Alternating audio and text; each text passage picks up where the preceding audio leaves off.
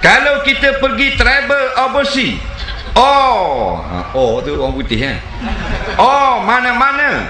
Lepas tu tempat tu kita tak tahu lah arah kiblat. Macam mana kita nak tentukan arah kiblat? Dia ni pergi overseas.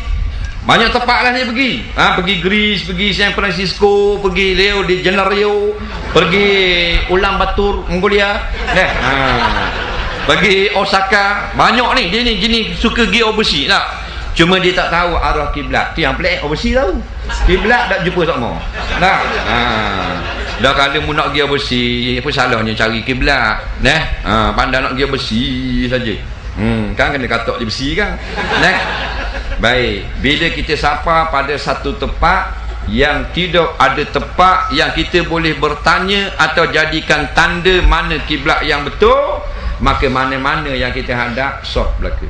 Yang tak sahnya kita sudah tahu kiblatnya di sini, kita tak mau ikut, kita buat ke sini, tak sah. Siapa pada satu tempat yang katakan di laut, naik kapal, naik bot, siapa di laut, tengok matahari tak nampak, awan mendung dan sebagainya, maka masing-masing wajib kena beristihad. Apa makna istihad? Mencari arah kiblat. Tak boleh ikut suka akulah, dah kena cari dulu. Jadi kita rasa betul belah ni, kita sembahyang belah ni, sah di sisi syarak walaupun salah, kerana tempat tu tak ada tanda kiblat. Faham? Yang tak sahnya ada tanda kiblat. Kita pergi semayang terbalik baru tak sah.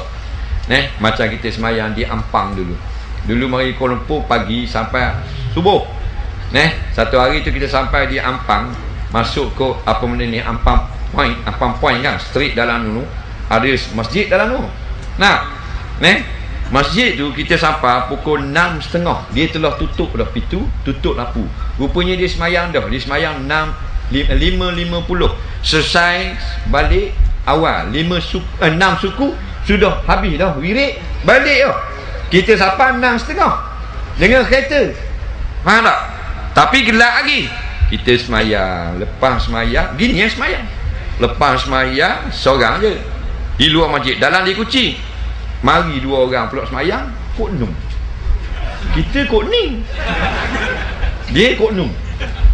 Kita pun tengok, hak mana betul. Bila cerah dah baru nampak kod num. Kita semayang terbalik. Mujur orang tak tengok kita semayang ni. Tidak orang kata anak murid ayah ping. Kita pun semayang semula, pergi kat orang tak nampak sikit. Semayang semula. Maknanya sebab apa? Tempat tu tempat yang boleh cari kiblat di masjid, tapi kita cuai. Faham lagi? Maka dendanya kena semayang semula. Tempat yang tidak boleh tengok arah, tempat yang tidak ada bantuan, maka tempat tu tersalah, maaf pada syarak.